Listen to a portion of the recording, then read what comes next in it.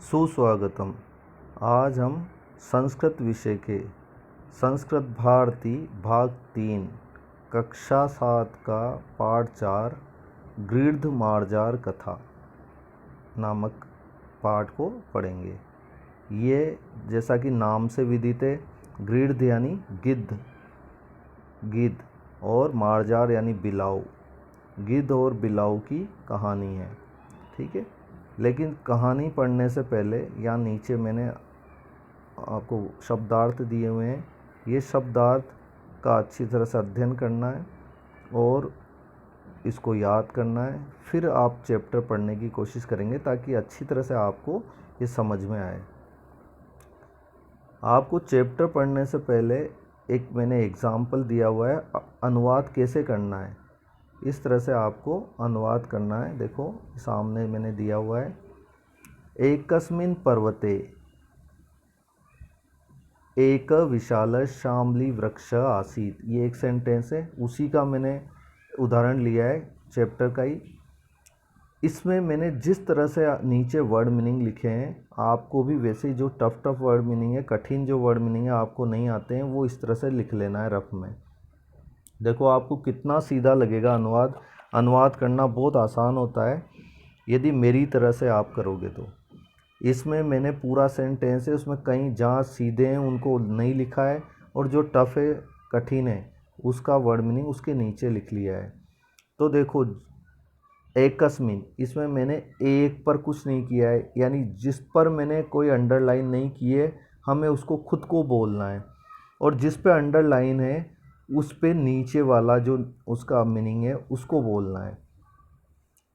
समझ में आ गया आपको? जिस पर कोई अंडरलाइन नहीं है, रेखांकित नहीं है, उसको तो ऊपर वाले को बोलना है, और जो रेखांकित है उसमें नीचे उसका जो मीनिंग है उसको बोलना है। तो देखो हम पढ़ते हैं, एकस्मिन, एक लिखा हुआ है, पर्वते यानी पर्वत, और ये नीचे क्या लिखा हुआ है, पर। एक पर्वत पर, एक यानी एक, विशाल यानी विशाल, वैसे के वैसे अर्थ है, और शालमली वृक्ष यानी सेमल का पेड़। शालमली वृक्ष यानी सेमल का पेड़। आसीत का मतलब था। अब यदि हम इस पूरे को एक साथ मिलाकर बोलें तो दोबारा देखो, एक पर्वत पर एक विशाल सेमल का पेड़ था। कितना आसान हो गया। हमें संस्कृत बहुत सीधी होती है, केवल हमें उसको समझने की देर होती है। हम यदि उसमें मैथ्स, साइंस, इंग्लिश इनकी तरह यदि थोड़ा सा भी रुचि लेते हैं तो इतना सीधा लगता है और इसमें लगभग पूरे में से पूरे मार्क्स आते हैं। लेकिन हम इसको देखकर, केवल काठिन्यता देखकर, शब्दों की बनावट देखकर डरते हैं और इस वजह से हम इसको समझ नहीं पाते हैं। आपके सामने मैंने उदाहरण प्रस्तुत किया है, कितना सीधा तरीके से आप किसी भी लाइन का अर्थ कर सकते हो, ठीक है। अगला देखो, तत्र जरद्गवो नाम गृध्र वसति स्मः। तत्र का अर्थ नीचे लिखा है वहाँ। जरद्गव नाम का, वृद्ध यानी वृद्ध का अर्थ होता है बूढ़ा, गृध्र यानी गिद्ध, ठीक है। वसति यानी रहता, स्म यानी था। अब इसका मीनिंग करो। मैंने क्या बताया था, जहाँ नीचे अर्थ है वो नीचे वाला लेना है, और जहाँ ऊपर अर्थ है हमें ऊपर वाला लेना है। तो वहाँ जरद्गव नाम का, तत्र यानी वहाँ, जरद्गव नाम का बूढ़ा गिद्ध रहता था। वहाँ जरद्गव नाम का बूढ़ा गिद्ध रहता था। अन्य खगा तस्मै जरद्गवाय स्वाहारात किंचित किंचित यच्छन्ति स्म। अन्य खगा, दूसरे पक्षी, तस्मै यानी उस, जरद्गव के लिए, स्वाहारात यानी अपने भोजन से, किंचित किंचित यानी कुछ कुछ, यच्छन्ति स्म यानी देते थे। सोऽपि खगशिशूनां रक्षणम करोति स्म। स्वोपि यानी वह भी, इसमें दो शब्द हैं संधि विच्छेद है।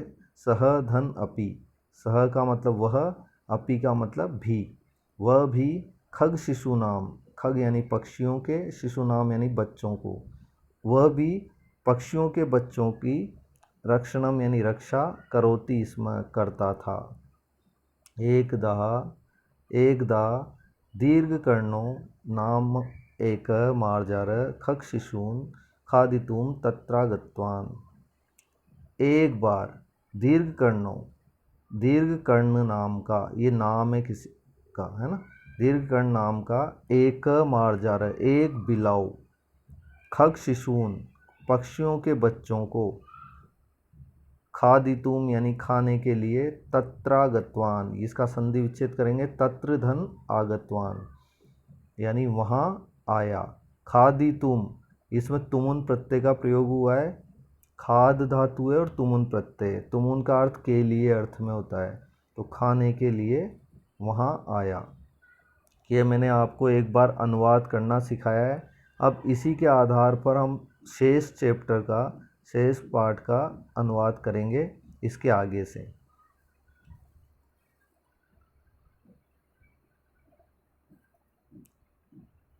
ये यहाँ तक हमने कर लिया है।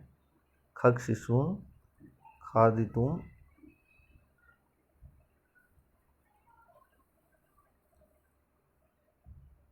तत्रागतवान। तम दृष्ट्वा शिशवः, तम दृष्ट्वा शिशवः भयेन कोलाहलम कृतवन्तः। तम का अर्थ होता है उसको, तम यानी उसको, दृष्टवा यानी देखकर, इसमें कत्वा प्रत्यय का प्रयोग हुआ है, दृष्ट धातु धन कत्वा प्रत्यय यानी देखकर, कत्वा का अर्थ है देखकर। शिशव उसको देखकर, शिशव यानी बच्चे, भयन यानी भय से, कोलाहलम यानी शोरगुल, कृतवंत यानी करने लगे। ये पास्ट टेंस है, इसमें कत्वतु प्रत्यय का प्रयोग हुआ है। तो उसको देखकर पक्षी के जो बच्चे थे वो भय से डर के मारे कोलाहल यानी शोरगुल करने लगे। तत्श्रुत्वा जरद्गव मार्जारम पृष्ठवान, उसको सुनकर, श्रुत्वा यानी सुनकर, जरद्गव ने मार्जारम यानी बिलाव को, पृष्ठवान यानी पूछा, क त्वम तुम कौन हो, तत्र कथम आगतवान यहाँ कैसे आए, सोवदत वह बोला, अहम मार्जार मैं बिलाव हूँ, गिद्धो अवदत गिद्ध बोला, गिद्ध ने कहा, मार्जारा मांस प्रिया भवंती बिलाव मांस के प्रेमी होते हैं, अत्र पक्षी शावका निवसंती, अत्र का मतलब यहाँ पक्षियों के बच्चे रहते हैं, अतः दूरम गच्छ इसलिए दूर चले जाओ, अन्यथा त्वाम मारिष्यामि अन्यथा तुमको मार दूंगा, मार्जारो अवदत बिलाव बोला, अहम गंगायाम नित्यम स्नात्वा अहिंसा व्रतम आचरामि, मैं गंगा में रोजाना, देखो एक एक वर्ड का मीनिंग कर रहा हूँ मैं गंगा में रोजाना स्नान करके अहिंसा व्रत का आचरण कर रहा हूँ, अहिंसा व्रत का पालन कर रहा हूँ। भवान अतीव धर्मपरायण इति जानामि, आप बहुत धर्मपरायण हो, भवान यानी आप, अतीव यानी बहुत, आप बहुत धर्मपरायण हो, इति जानामि ऐसा मैं जानता हूँ, आप धर्म के मानने वाले हो ऐसा मैं जानता हूँ। अत्रो अत्र संधि है, अत अतो अत्र यानी अतः धन अत्र, इसलिए, अतः यानी इसलिए, अत्र मतलब यहाँ, धर्म वार्ताम धर्म की बातचीत करने, धर्म वार्ता करने, धर्म वार्ता श्रोतुम यानी सुनने, आगतवान अस्मि, आया हुआ हूँ। अस्ति मम विचार,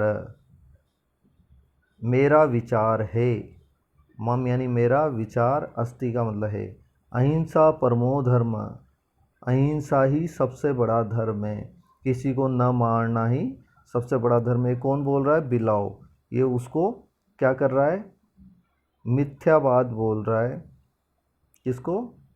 गिद्ध को। उसको पागल बना रहा है। ठीक है। गृद्धस्य मनसि विश्वास जात, गिद्ध के मन में विश्वास हो गया। जाता यानी हो गया, पैदा हो गया। ततः स मार्जार प्रतिदिनम खगशिशून् कोट्रम नीत्वा खादति। उसके बाद स मार्जार, वह बिलाव, प्रतिदिन खगशिशून्, पक्षियों के बच्चों को, कोट्रम नीत्वा, कोट्रम का अर्थ होता है पेड़ में जो बिल होता है ना, कोटर कहते हैं उसको, है ना। तो पेड़ के अंदर जो खोखला हिस्सा होता है उसमें नित्वा यानी ले जाकर, खादती इसमें उनको खाता था। क्रमशः शिशूनाम अभावेन चिंतिता खगा इतस्ततः अन्वेषणम कृतवंत। क्रमशः यानी लगातार, शिशूनाम अभावेन पक्षियों के बच्चों के अभाव से चिंतित, जब पक्षियों ने देखा रोज़ उनके बच्चे कम होते जा रहे हैं तो उनकी कमी से चिंतित, खगा यानी पक्षी, इतस्ततः ये अव्यय शब्द है, या इसका अर्थ होता है इधर उधर। इधर उधर, अन्वेषणम यानी खोजबीन, कृतवंत यानी करने लगे। पक्षी बच्चों को कम देखकर उनकी इधर उधर खोजबीन करने लगे। ते वृक्ष कोटरे अस्थिनी दृष्टवंत, उन्होंने वृक्ष के कोटर में हड्डियों को देखा। ते चिंतितवान, वे चिंतित हुए। ते चिंतितवंत, वे चिंतित हो गए। यत, इसका अर्थ होता है कि जरदगव एव शिशून खादितवान, जरदगव ने ही बच्चों को खाया है। उन्होंने क्या सोचा पक्षियों ने देखकर कि वो जो गिद्ध था जरदगव, वो खा रहा है पक्षियों को, जबकि खा कौन रहा था? बिलाव, है ना। दीर्घकर्ण नामक बिलाव खा रहा था। लेकिन उन्होंने तो क्योंकि जरदगव के पास छोड़ के जाते थे तो उन्होंने किस पे शक किया? जरदगव पे। अतः मिलित्वा ते तम जरदगवम हतवंत, इसलिए मिलित्वा यानी मिलकर, ते यानी उन्होंने, तम यानी उस जरदगव को मार दिया। उन्होंने मिलकर उस जरदगव गिद्ध को मार दिया। अत एव कथ्यते, इसलिए ही कहा जाता है। एव का अर्थ ही, इसलिए ही कहा जाता है। देखो, सबसे पहले आप समझो कि गिद्ध ने बिलाव पे भरोसा किया, उसकी बातों में आ गया और उसको वहाँ पनाह दे दी। इसकी वजह से वो उस पक्षियों के बच्चों को खा गया, जबकि पक्षियों ने सोचा कि गिद्ध ने खाए और उन्होंने गिद्ध को मार दिया। तो इससे हमें क्या सबक मिलता है? ये नीचे एक सूक्ति दी हुई है, इससे इसका मोरल या शिक्षा है ये उसकी। अज्ञात कुलशीलस्य वासो देयो न कस्यचित्, जो अज्ञात, बिना पहचाना, जो कुल यानी वंश होता है, और शील का मतलब चरित्र वाला होता है, ऐसा व्यक्ति जिसका हम कुल भी नहीं जानते, वंश भी नहीं जानते और चरित्र को भी नहीं जानते, कस्यचित्, ऐसे किसी को भी, वासो न देयो, उसको हमें कहीं अपने घर पर रखना नहीं चाहिए। ऐसा व्यक्ति जिसका हम न तो चरित्र जानते हैं, न कुल को, वंश को जानते हैं, ऐसे किसी व्यक्ति को हमें अपने घर में हमें अपने पास आश्रय नहीं देना चाहिए। ठीक है, यह आपका चैप्टर कंप्लीट हो गया। इसके बाद आपके प्रश्न उत्तर हैं।